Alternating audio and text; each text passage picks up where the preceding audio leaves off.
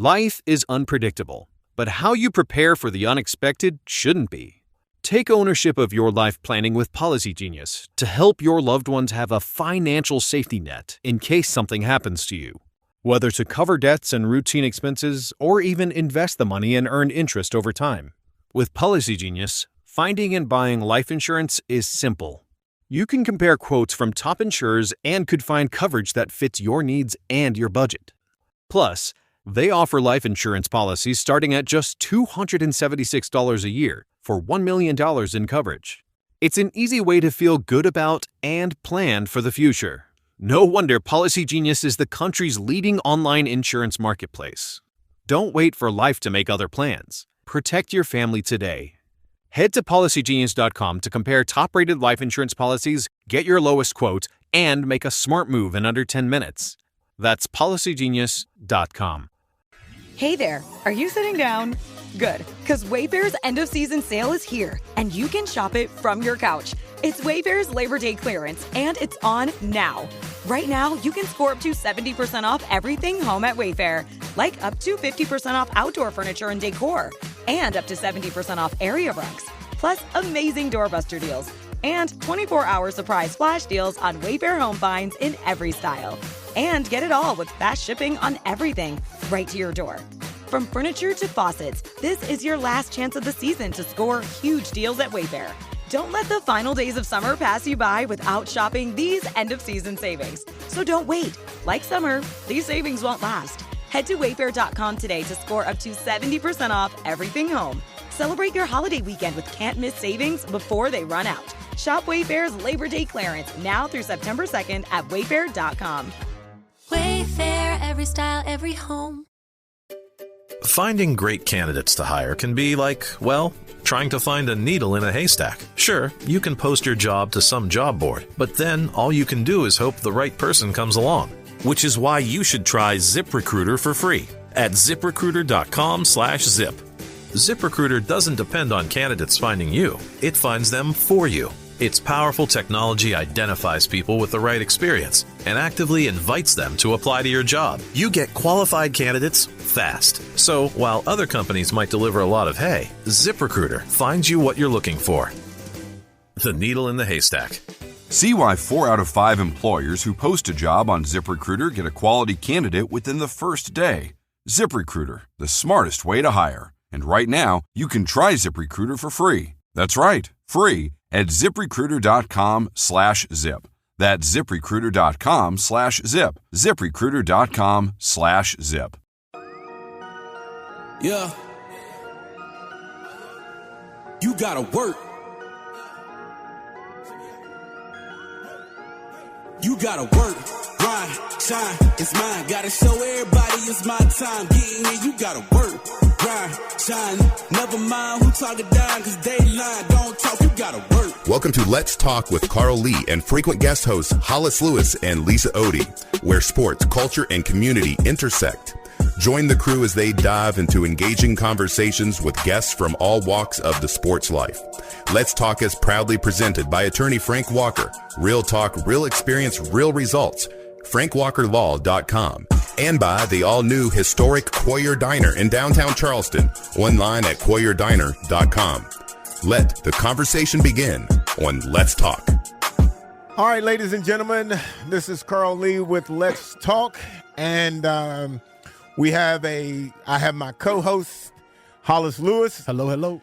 And my other co-host, Lisa Otey. Hello. And Lisa Otey has brought us a guest on that she's going to introduce, and we will Q&A him. Yes. So we're excited about this guest tonight now that we're only, 4 or 5 sleeps away from college football kicking off. I like it, right? Yeah. So our guest tonight, he has quite an extensive resume. I'm going to give you a little bit of background before I introduce him, but he this year is the first-year special teams coordinator and defensive assistant coach to Rich Rod in Morgantown. Just last year, in 2024, he was the coordinator at Jacksonville State. I'm going to give you some information about that. That'll kind of blow your mind. But his special teams ranked number 2 in Conference USA, kickoff returns, kick return defense, net punting, punt returns, and punt return defense. 2023, the Gamecocks averaged, listen to this, 62.1 yards per kickoff with 39 touchbacks. Nice. Jack State's defense led Conference USA in sacks, I believe, the same year, 2023. Pat can, I said his name. He can correct me if I'm wrong. They racked up 39 sacks in 13 games, resulting in 291 lost yards. His resume also includes 10 years of head coaching experience at the University of Charleston, where in 2015 his football team finished 10-1. Ranked number 15 in the nation after earning a spot in the NCAA Division II playoffs. He's a native of Akron, Ohio, and earned degrees from Muskingum University and played collegiate ball there. So welcome our special guest tonight, Coach Pat Kirkland. Hey, How Coach. you doing? Good. How are you, Coach? I'm doing great. Good to hear from you guys. How's everything going? Oh, it's moving. We're keeping it moving.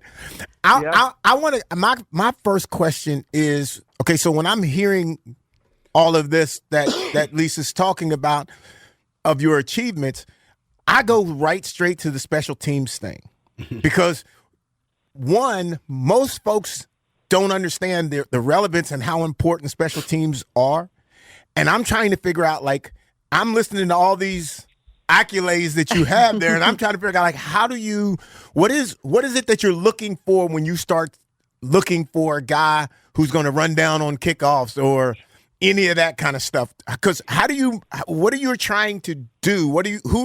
How are you trying to put this group together that they can do this and achieve these kinds of honors?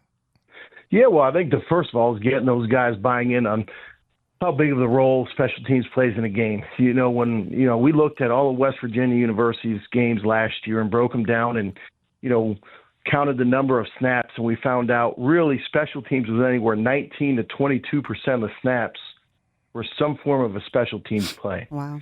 And when you start talking to young people and guys on the team about that and the role that plays, they understand the importance of it. And then you start bringing up game tape and seeing the difference and the opportunities that they had maybe even last year to, do some things and change the course of the game. And, obviously now guys also want to create some value for themselves. And, Carl, playing at the next level, if you're not the quarterback or, an offense or defensive lineman or that first-round draft, you're on a special teams. Right. And so they know it's also the opportunity to create some value for themselves. So, I'm blessed to work for a head coach that we spend a lot of time on it. We want to make sure we put the guys that fit the role that we're asking to play from the special team standpoint. There used to be a kind of a stereotype of the type of player who plays special teams, and I was a gunner on the punt team. I was an R3 on the kickoff team my entire career in Minnesota. So I hated it, but but it was something that, you couldn't, I couldn't say, well, I don't want to do this, and then you can't say, well, I'm not going to do it hard because you're going to get knocked out. Yeah. And I had those experiences of running down and trying to figure out who's blocking me. And I got blindsided a few times, and I was like, okay, so I understand too the film work of trying to figure out who's that guy that's going to be coming to hit you. Sure. Sure. So you how do you hype the kids to get them to say, like, okay, and I get it, they're not playing offense, they're not playing defense, they're on special teams. What is it that you use to kind of really truly motivate them to want to be the best of anybody else's kickoff team or kickoff return team or punt cover team? What is it that you use to get them? How do you sell them on that? Because I think that's an amazing feat if you're able to do that. Yeah, and I'm with you. It definitely takes a special person with the mentality and the accountability to we call them teamers here, guys that play a big role on special teams and maybe not as big of a role on offense or defense. But it's guys that are bought into one, they love to compete. And there's probably a mentality that is a little bit different because, like you said, you can scheme up kickoff all you want. it definitely eats the personnel you've got on that unit. And I am all in on that. Finding the right guys that, like you, are fearless and want to compete and play at a high level and aren't afraid of contact, that's for sure. And that takes some time. That's probably one of our biggest challenges when we came in January and then got into spring ball was just, trying to evaluate talent, not just, at position-specific stuff on offense or defense, but guys that fit the mentality and we could plug and play in some of those roles on special teams. But, I draw from a lot of guys that have amazing NFL careers because of their roles they play on special teams. And I said, hey, we're all not going to be first-round, second-round draft picks, but, these are roles now that NFL, scouts and coaches are looking for. And this is what they want to see. And not just that, but if you got the right guys, they just want to go out there and compete. At the end of the day, we're all working hard, and you want to get on the field. And you want those guys that, regardless of what it is, any opportunity to see playing time, they're going to take advantage of it. So, Coach, I wanted to just kind of touch on, I saw that you had an interview with MSN about a week ago, and you mentioned wanting competition at all of your specialist positions. Have you finally settled on your starting punter and field goal kicker for the season, or is it still something you're working through? We're closer. Right now we got a returning starter in Ali Straw, who's from Melbourne, Australia. He was a starter last year. He's doing some different things for us this year as far as what they asked of him a year ago. He's someone that's got a very unique skill set. He can do all the different unique style kicks and punts that teams are doing now. So he's definitely emerged as a leader in that specialist room. And, he's kind of taken over that, definitely the role as that starting punter. And we got some other guys that are very capable, but, Ollie's a senior and he's a proven competitor and leader and done a great job. The other ones we're still working on. I think we're going to head right up into it with it. We got a couple guys that are very capable and thank goodness we still got a couple more days to evaluate. And that's not because I don't think any of them are worthy of it. It's just we're blessed to have a couple guys that we feel good about. Coach, this is Hollis. Now, I just want to get into like the mindset of a special teams coordinator because I think the novice fan may not understand sort of the duplicity that happens because you have to not only approach it from a defensive standpoint, you need to approach it from an offensive standpoint, and at the same time you want to sort of squash mistakes, which is glaring from the special team. So just managing those different perspectives and the various teams, because it's not just, you're not just coaching offense. You have the punt return, the punt team, the kickoff team, the field goal. So everything that you do counts. So how do you manage all that? Well, we've got a lot of good guys that I work with here on special teams, and that are a big help with that. Some of the stuff that people, they always talk about the kicker, the punt returner, the kick returner. That's a piece of it. But finding the guys that can block, protect, run down, cover kicks, do all those things is a really big part of it. Because especially, you go into Big 12 play, we're going to see some pretty dynamic returners on kickoff and punt return.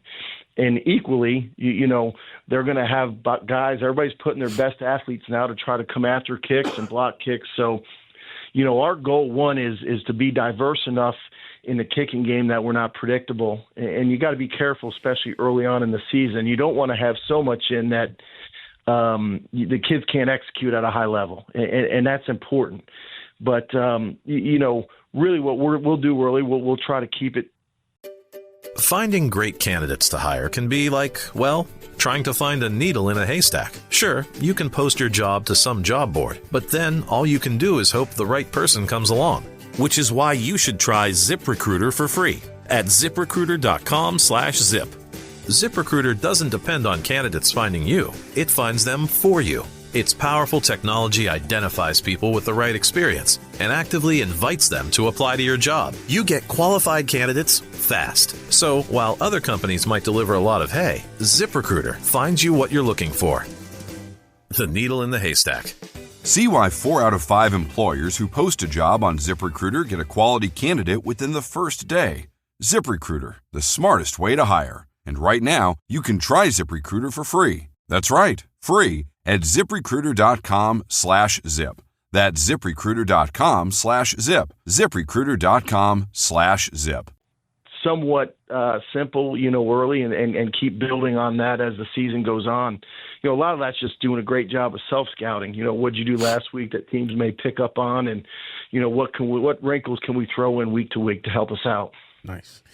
One of the other things that I think about when I think about special teams is the excitement that comes with, let's say, the kickoff, the initial kickoff.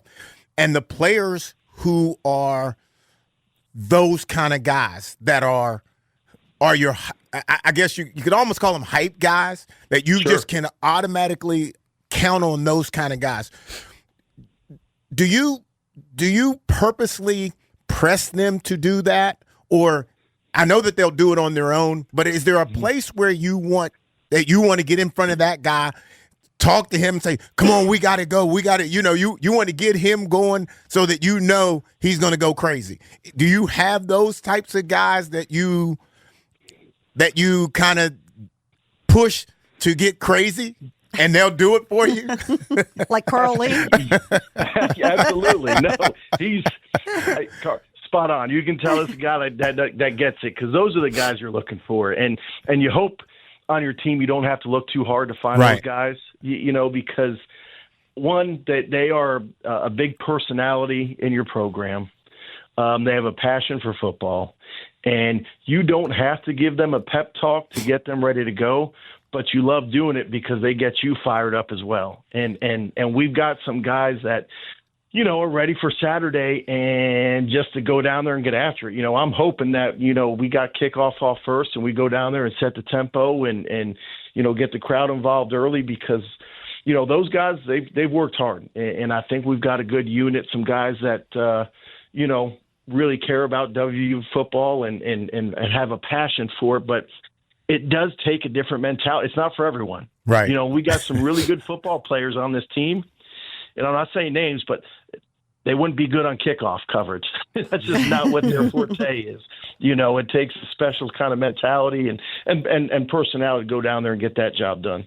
And one of the things that I can, and I'm not going to eat up all the conversation, but one of the things that I can, when I hear you say that, I'm looking at some players that I had played with who, in my mind, to what you said, there's great football players, but never are they going to be able to run down on the kickoff. Like they, you know what I'm saying? Like there's just no way they could make the kickoff team. And that sounds crazy when you think some of your best players cannot make the kickoff team, the punt return team. They just can't, because for whatever the reason is, that guy or those guys who are not playing and they accept that role, like it's their thing. They don't even, there's no chance you can move them out of there. No question. Yeah, and I tell those guys going down on kickoff, listen, man, we break this thing down to, the takeoff, the speed and read zone, the avoid zone, the contact and finish zone. I said, if you get through that speed and read zone and you're not blocked, get your head on the swivel. It's coming. I wish you'd have told me that a little earlier. Oh my goodness. It's coming. So you better find it, because they don't make mistakes. And they're just not making it easy on you. But you're spot on. Finding those guys that just love the game and play with a passion and are selfless and very team oriented. Those are the types of guys that I think we got on those units, and I'm really fortunate to have a lot of those guys that are excited for Saturday to get here. And it's bad that they don't get the credit going forward, because they do, because it is a big role. It's a huge role. It's huge. It's huge in the game, and yet unless you're a returner or a kicker who's got some touchdowns, kicked some game-winning field goals, put it in the corner as if you're a punter, you're getting all that attention. But man, there's some of those guys that are running down that are putting their life on the line, basically. Yeah. Our long snapper and short snapper, I said, listen, man, I'm just going to be very upfront and honest with you right now. Usually if they know your name, it's not a good thing. You had a bad snap. That's good. They don't recognize you for the good ones. That's really the bad good. ones come out. Yeah. If you're anonymous, that's a good thing in that Very department. Much, yes. Yeah. Absolutely. Absolutely. So, Coach, I'm going to ask you a little bit about your relationship with Rich Rod. This is your third time with him. You originally began coaching with him in 2007 at WVU, I believe, and then you followed him to Jacksonville State. And now you're back home in Morgantown. What has consistently drawn you back to Coach Rod and his style of play? When I got here the first time, it's just his style of coaching I was real impressed with. He has such a passion for the game, loves to compete, and he doesn't flinch. Everybody, he treats all the players the same, and he coaches with a passion and is aggressive with it and wants the best for these young men, but also wants them to understand how to compete at a high level. And I thought it was going to be easy to do, and then I got my first head coaching opportunity, and I learned this. Coaching is kind of like teaching and stuff. It's more of an extension of your personality. Sure. I didn't say I really wanted to. I was trying to be like him, but there was a lot of things that I was always impressed on just how hard the players played for him and their willingness to go out there and compete at a high level and not flinch. And that's not easy to do. And I knew when he got the job at Jacksonville, it's something that I wanted to be a part of and kind of get back, in that coaching family with him again. And then obviously was blessed. We had some success down there and, we were able to come back up here to Morgantown. Now prior to, going to Jacksonville, you were actually the head coach here at the University of Charleston in Charleston, where we're based out of. I'm a state guy, so I won't hold that against you. Well, I'm not going to tell you my record in 10 years. I don't even want to hear that. Nor do I. Yeah. But you had tremendous success there as far as, not only winning on the field. You got, I believe, 40-plus guys in NFL camp. You had a couple guys drafted. You had some national rankings. Being at a Division II program where you don't always have the resources and you certainly always don't have the notoriety on you, what was sort of the key to building that program up? Well, I worked with some really good people, and not just assistant coaches, but administrators, and Brent Stevens, Dr. Stevens, the athletic director there, is a phenomenal person to work for, and both the presidents that I was there with were great. They were committed to winning, and the thing about Charleston is it's an attractive place. The school is got a great academic reputation. But when you look at some of the other schools, maybe that you're competing with in recruiting, you're in the state capital. You can have some life and balance outside of football and school in the city of Charleston, which, was always attractive, to young people that are going there. So now's a little bit different time with the portal. I'm not sure I would have kept some of those guys. Once they had a little success. But and I think some of the assistant coaches did a great job of just evaluating some guys out of high school that maybe had the size and speed, but maybe just weren't developed enough to get some of the bigger looks. And a lot of those guys that got drafted in the NFL or made it to NFL camps, a lot of them redshirted at Charleston, which you don't see anymore. But like I said, what a great experience I had there, and the people were tremendous. Yeah, and don't tell my state family, but I'm actually an adjunct at UC this year, so I crossed over a little bit. So yes, in less than a week, you guys got your Mountaineers, WVU, and we're talking to special teams coordinator WVU, Pat Kirkland. We have, August 30th, you have your first game, Robert C. Moore. So what are you looking for? What are the things you're looking for from far as in that game, and what do you hope to accomplish? Yeah, any week one game and whatever level you're at, especially, now with a number of new players that are going to be playing here at WVU and, making the transition. It's a new scheme in all three phases. You want to go out and see players execute one at a high level, try to eliminate the mistakes, the mental mistakes, but just watch them, have them play fast, and then really just compete and maybe the game plan doesn't need to be huge. It just needs to be to the point where those guys can go out there, and you never want to say, not think a whole lot, but because you got to, that's football. You've got to, your heart and your head got to meet halfway there. You can't just be all passion and no thought process, but just want to see them go out there and play fast. And if you make a mistake, make it fast and, go play the next snap. Yeah. So Coach, I have a question about your positions. You're actually serving not just the position of special teams coordinator, but it also lists you as a defensive assistant coach. How difficult is that, juggling those two positions at a major school like WVU? Yeah, I mean, it's I'm a defensive guy at heart. I've been a coordinator for a long time, and I'm not sure I was really good at it, but even as a player, I was a corner, and that's kind of where my passion started. So to still play a role on the defensive side, especially now, there's so many sub packages, not just nickel and dime, but, some other stuff. So, I've got a role with that, which is exciting, but it is a lot.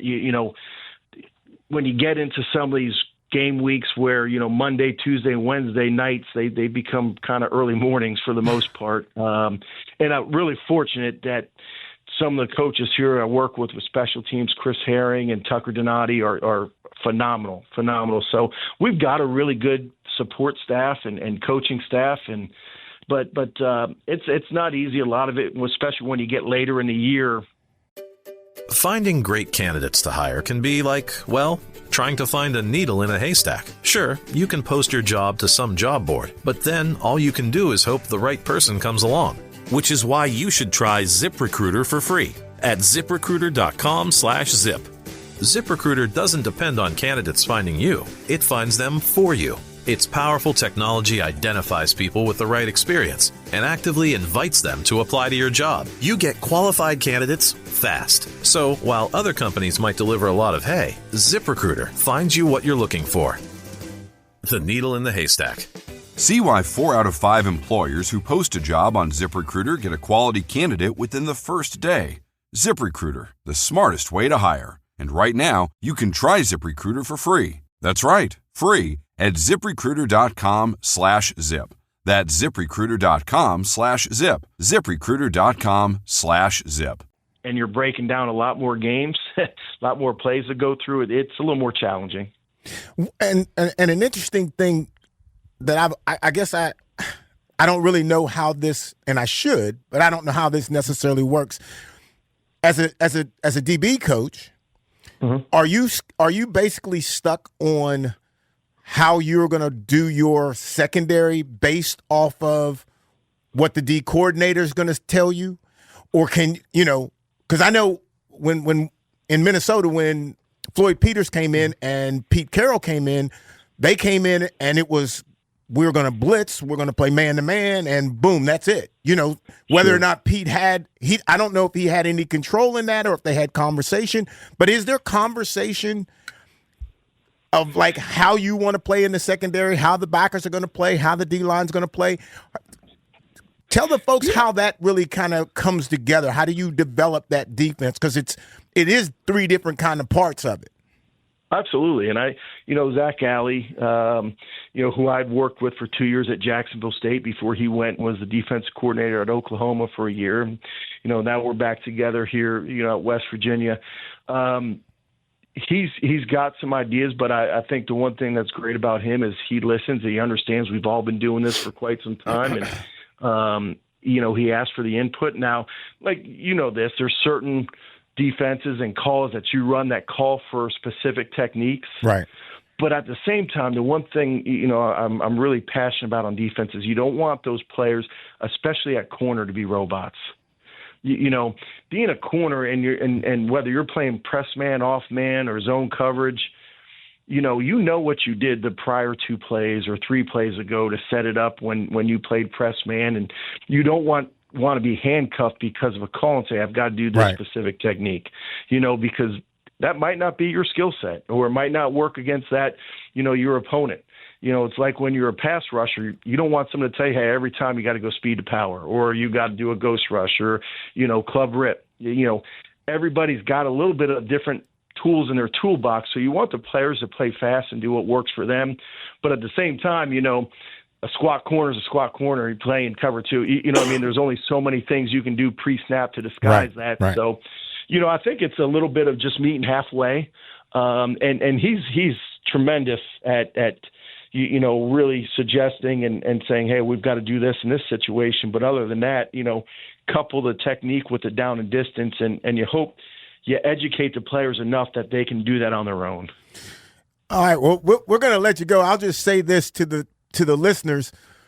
Sure. I hope that you can understand the complication, how complicated all of this is, and I'm sure that there's a whole lot of people who were listening and have no idea what we said or what we talked about.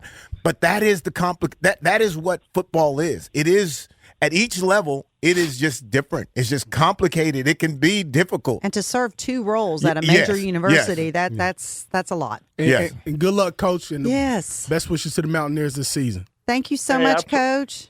Thank you, guys. I appreciate you, miss you, and I hope all is well. And thanks for having me on. Thanks for coming on. Thank you. Have a good evening. Thanks, you too. Take care.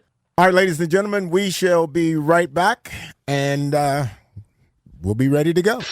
All right, cats and kittens, have you heard? The Warrior Diner is back. Step into the classic vibe of one of Charleston's most historic restaurants. Don't miss the daily Blue Plate specials. Breakfast served all day, every day, and free parking. With an outdoor patio covered for the summer, an elegant basement bar, and customizable event space, 1022 Warrior Street offers an experience unlike any other. Open 7 days a week, 8 a.m. to 3 p.m. Visit WarriorDiner.com for all the need to know and relive the good times at the Warrior Diner.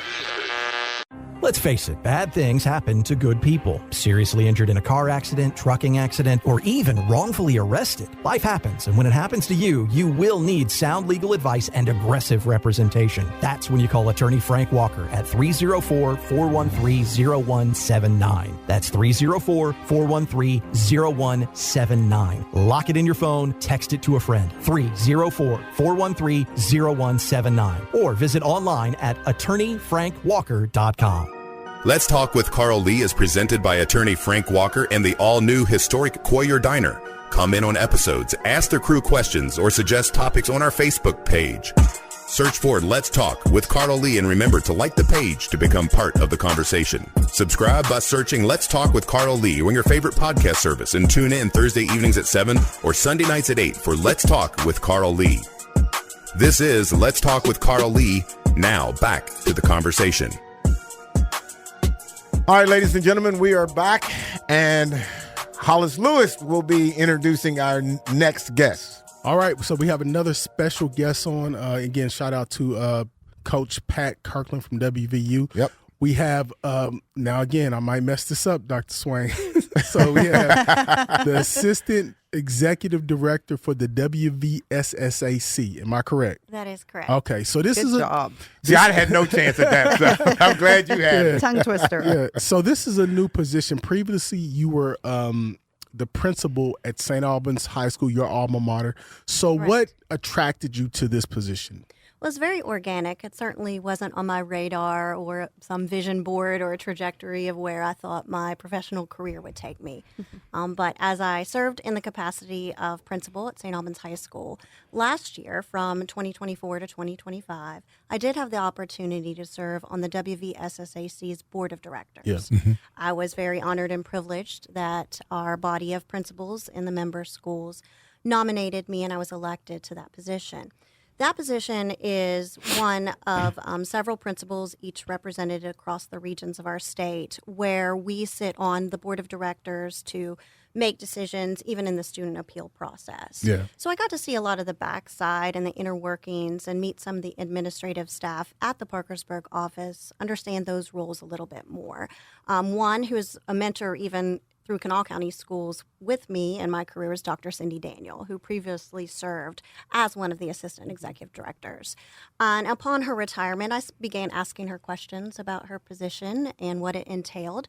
And when the opportunity presented itself, I thought, well, let me see if maybe this is the next step that is in God's plan for my life and the next step of serving our great state of West Virginia, but also still being in the capacity of education and serving young people and just truly what I've always been passionate about of encouraging young people to get involved in school, in something. Amen. And not just sports.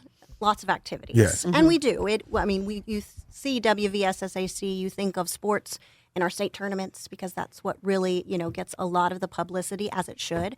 But we do. We sponsor robotics and band, and we're looking in the future to hopefully sanction and sponsor more activities that fall into just co-curricular and extracurricular, even outside the realm of sports. So what specifically would your position entail? I'm one of three assistant executive directors. Two of us, Mr. Chris Wells and I, are new to the staff. Mr. Dan Comer had previously and still serves as assistant executive director. We're each assigned certain sports where we are in care of helping to facilitate and run those state tournaments. We meet with coaching committees from said sports. We're that liaison between that sport and the clinicians of that sport to support not just coaches and our principals at our member schools over those sports, but also officials. So my assigned sports are cheer, volleyball, swim, and tennis. Mr. Wells is over basketball and football and baseball, also band. Mr. Dan Comer is over cross country, soccer, wrestling, and track. And Mr. Bankston, Jason Bankston, he is our new director of compliance. It's a new position that was added completely when Mr. Ryan assumed the position of executive director. And he is going to be over golf and softball. So we're spread out in that way. Have you found what is the challenging piece of your particular role? Have you kind of already discovered what that is and how that's going to work for you? At this point in time, it's not so much challenging as it is just exciting because I'm learning my role and learning, wow, what has been done perfectly that we're just going to keep going and grow. What could be new, what could be more efficient. So I'm just in this learning phase and this exciting phase of just taking on just the challenge of learning, not necessarily I can't pinpoint one thing that's been challenging. Of course, I did just serve 5 years as a building level high school principal. So you kind of already have a background of it, anyway, a little bit of background from it anyway. Well, certainly I'm blessed that I've had a lot of perspectives that I do think is going to lend itself to hopefully success in the position. As a student athlete myself, when I served as teacher at Capitol High School, when the 8 years I was there, I was able to coach the sports that I'd played in high school, soccer, basketball, tennis. I'm, of course, married to a pretty good coach. Yeah, the legendary. The legendary Coach Swayne. And then, of course, being an assistant principal and a building level principal, supervising and supporting coaches, supervising games and all the athletics and extracurricular activities. And, of course, I'm blessed to have 3 children of our own, and they are all involved in athletics and extracurricular. So y'all got it covered. I just wear lots of hats, from sports mom to principal. And that's my question right there. I mean, I'm amazed when I see all the things that you're doing. Now you are still actively principal as well. No, that is incorrect. This is a full-time job. Again, it will, I'm sure, get more challenging as Coach Carly was talking about. So you resigned from that position for this one. It was very bittersweet. I served Kanawha County Schools for 21 years in the multiple roles that led me to this point. But it is a unique opportunity. And again, I felt after much prayer and consideration that it was the next step in God's plan to continue to be able to serve our great state and our students and in our schools in a broader capacity.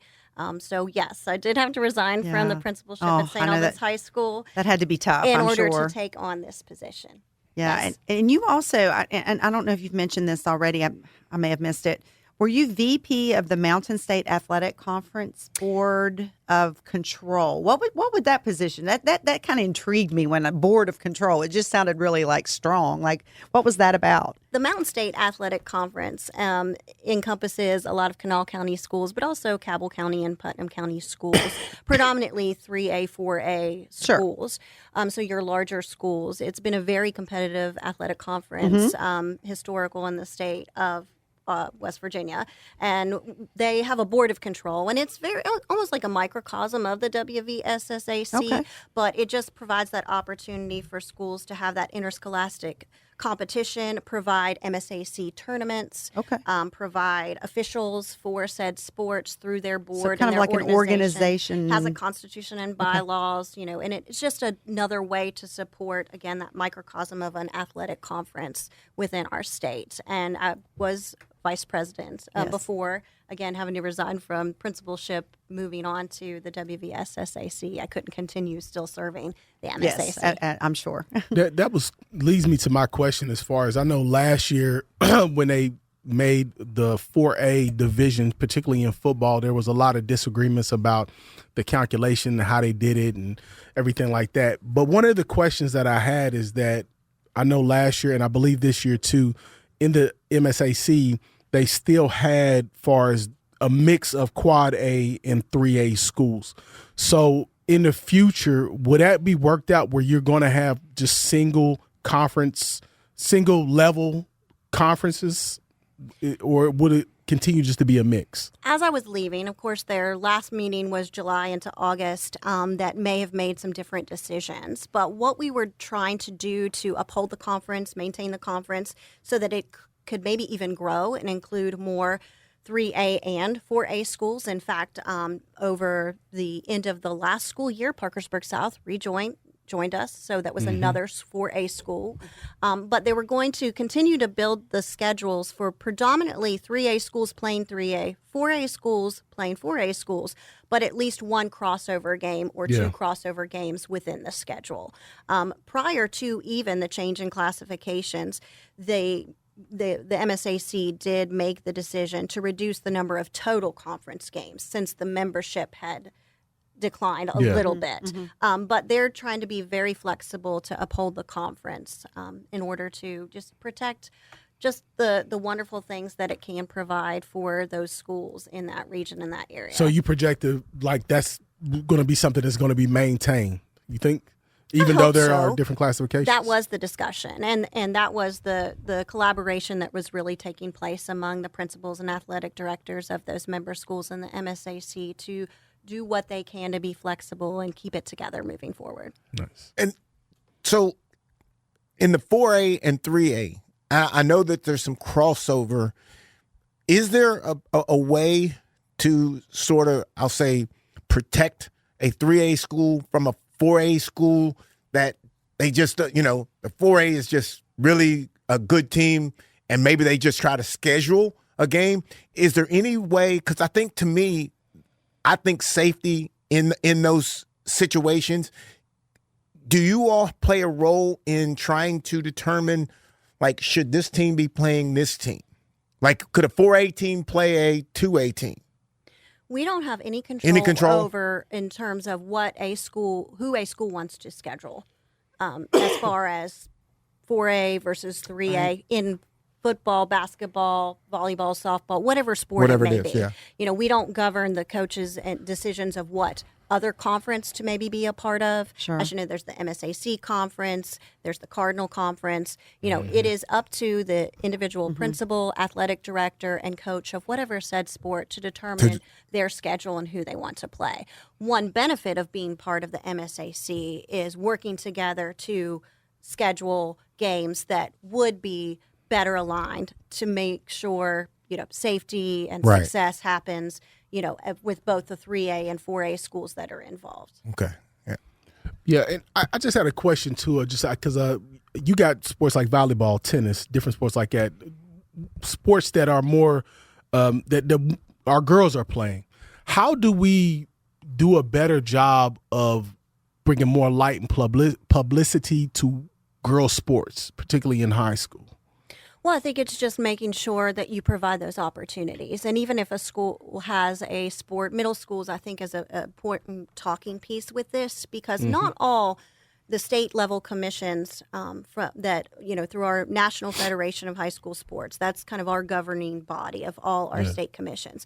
Even Kentucky, for example, they don't govern their middle school sports. We do in West Virginia. So that's a good starting point. For example, if a volleyball team hasn't always been at a middle school, how can you work with even elementary schools, youth leagues, and say, let's start a girls volleyball league? I know recently in St. Albans, a girls volleyball league was started, and that gained interest in that sport that is, more exclusive to just our females, but also just introducing girls to other sports. It's exciting. Our golf invitational, our girls golf invitational Lacrosse. is just right around the corner, and we have increased in participation. So just maybe offering more invitationals with some of the sports. Lacrosse is a sport that's up and coming on both the girls and the boys side. You hear a lot more about it. And what's great about that is the opportunity it provides. When you choose to become, sanctioned or to become a part of the WVSSAC, you have to accept, of course, the rules. And one thing that's unique about lacrosse right now, because of, again, just wanting girls to participate, guys to participate in the new sport, is the teams that are fielded are from different area schools. So you have to get enough participation in enough individual schools to really sanction that sport. One of the things that, and I'm curious about what you think about this, the city of South Charleston, we sponsor a lot of different teams in the youth sports. But one of the things that I think that we're looking at is certain sports, football specifically, we're not getting a lot of participation in that. So the more sports you have, the more you spread out kids to another sport. Is there any way that you all could see how you would balance that, at whether it be at the high school level, middle school level, to make sure that you don't run out of kids in a specific sport? And I don't know if that's saying how to schedule it, without hurting another sport, I guess. I think just reflecting on when sports take place and sports seasons. I mean, I think we all can maybe remember here when girls and boys basketball were not in the same season. Right. Girls basketball was a fall sport, boys basketball was a winter sport, and then they moved them together. And I think with volleyball then being in the fall and being a main fall sport for females, then sometimes travel volleyball starts in the winter, and maybe some of those girls, instead of playing basketball, are playing volleyball. And that's not to say that shouldn't happen, but it's just taking a look at when things happen, when those opportunities are, and if they are spread out, then girls, if that's what we're focused on here in the conversation for the point of the question, don't have to choose between said sports.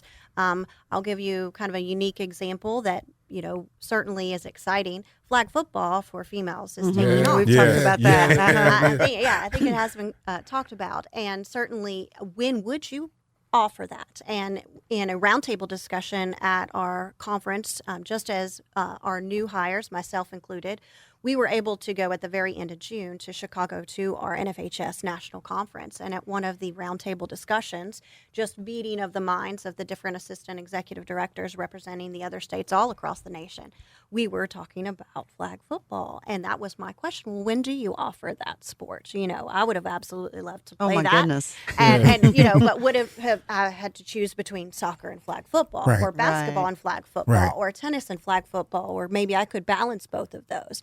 They said they've had the most success offering it in the spring.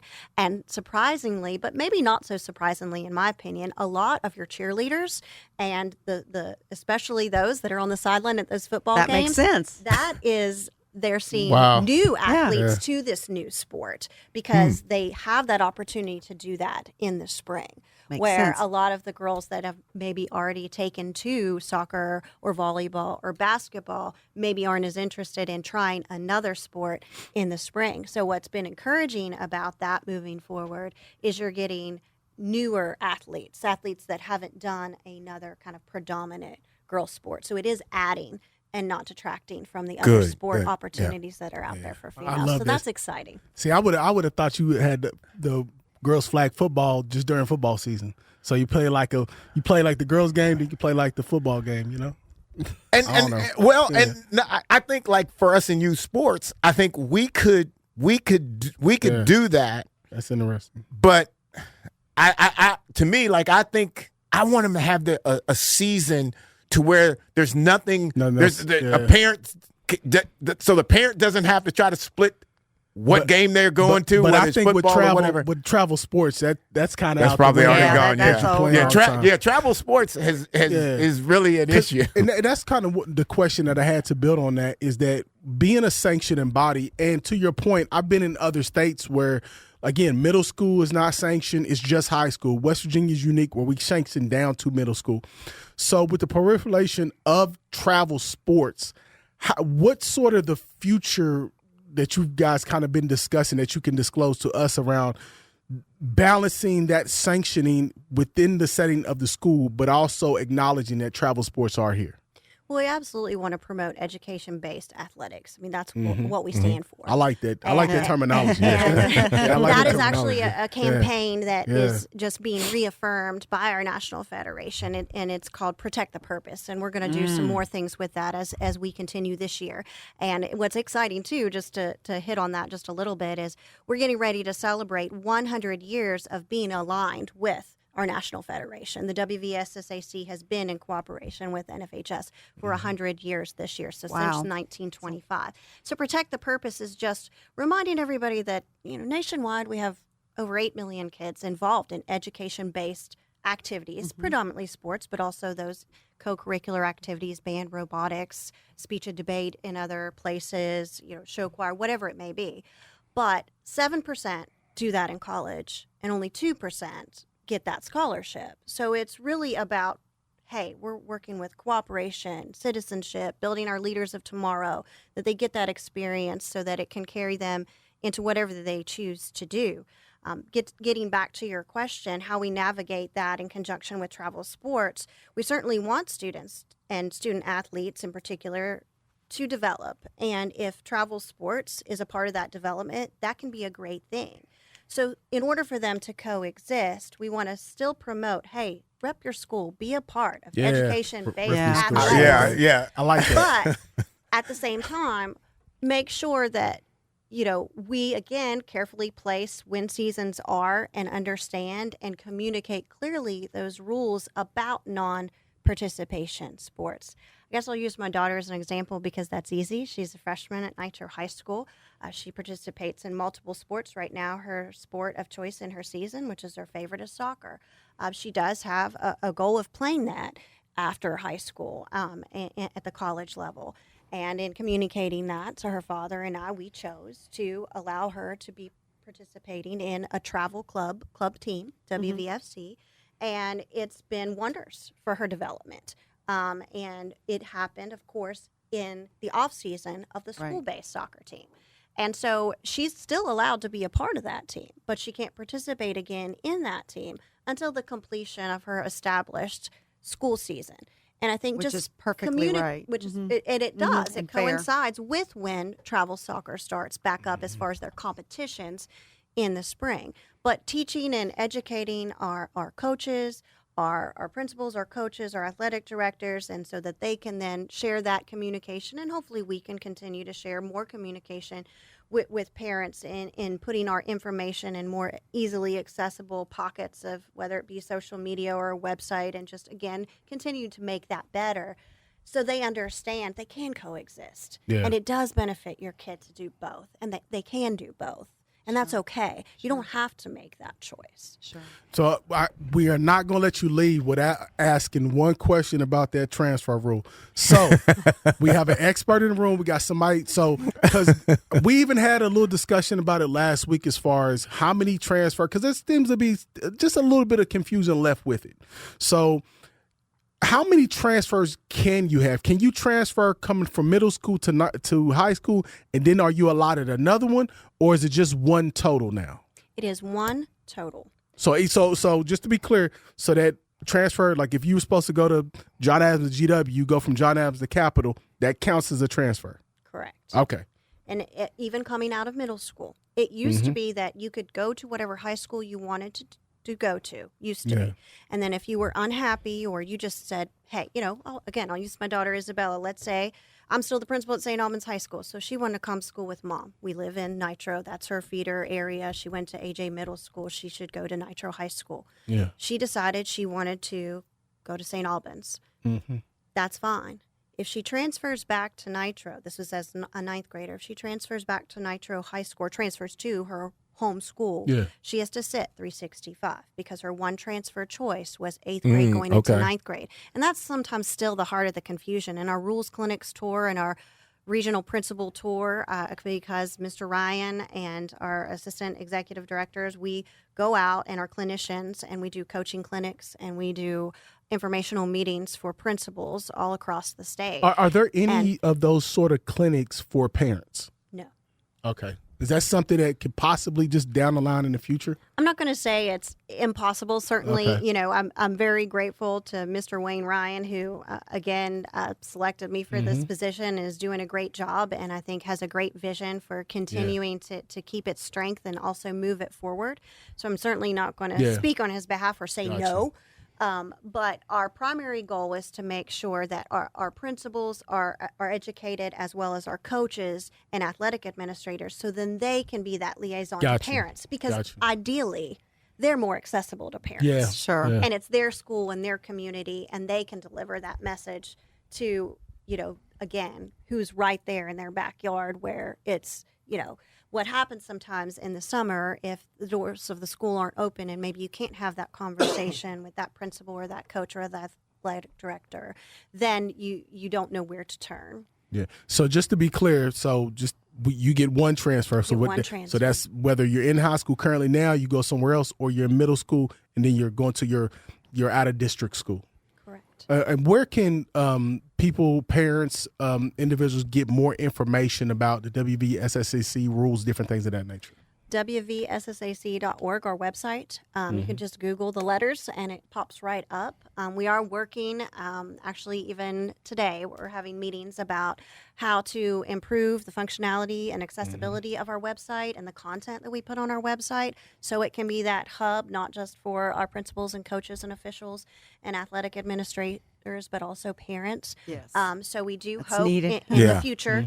We've been working really hard out of the office, and you'll see these coming out soon for one-pagers on those rules, such as the transfer rule. There will be a one-pager on NIL. There'll be a one-pager on flex days. There'll be a one-pager on what I talked about a little bit with non-school participation, your travel, your club, your all-star participation, and how that works with, not against, your participation. Kind of like a summary in page. your education-based athletics, repping your team, being a part of your school and in your athletics or your activities, band, robotics, or otherwise. So we're working to continue to get the message out so that it's clear to all our stakeholders. Nice. I'm gonna say this as we kind of close it up. We've had this conversation before, and I'm just talking about football in particularly, okay? Because we've had I know people who do travel football, and there was a conversation about wanting to play travel football and also still play school ball, whether it be high school or middle school. I think that's something that should never be able to happen. As a football player for life and knowing the issues that come with it, like we're setting kids up for a really bad future with all the contact. So if I would say that just to get it out and say football is not the one you can play on Thursday and then come back play it on Saturday and play 4 games or 3 games on Saturday. Travel football is to not me, in its true form. Not in its true Maybe form. flag football or something like that. and to me, I just think that in that conversation, I think you have to realize because there's not a way to really look at youth or even maybe high school. You have to look long term and then look what all of that head trauma that's coming with that. Overuse and abuse to the athlete, and that can even speak to multiple sports, but certainly football being as unique as it is in the physicality of the sport and what it takes and the level of competition that you have if it's played in its true form, as you noted. But what's specific to our non-school participation rule for team sports and even individual sports, but especially our team sports, is you cannot play that travel sport during the established sports season. Okay, and that's still good. be eligible really to play for your travel team and or your school team. So again, going back to my daughter's example, while she is participating and practicing, she's at practice right now, while she's practicing and participating for Nitro High School and representing her school as a part of that interscholastic team, she cannot practice, she cannot compete, she cannot go on a weekend and play for that travel soccer team during her school sports season. And that would extend to whatever sport that is, including travel football. All right. Nice. All right. Thank you, Dr. Swayne. Yeah, we appreciate it. I appreciate the opportunity. It was nice speaking with you. Right. Thank you very much. All right, ladies and gentlemen, we hope you enjoyed the show, and we will be back again next week. Let's Talk with Carl Lee is presented by attorney Frank Walker and the all-new historic Quarrier Diner. Comment on episodes, ask the crew questions, or suggest topics on our Facebook page. Search for Let's Talk with Carl Lee and remember to like the page to become part of the conversation. Subscribe by searching Let's Talk with Carl Lee on your favorite podcast service and tune in Thursday evenings at 7 or Sunday nights at 8 for Let's Talk with Carl Lee.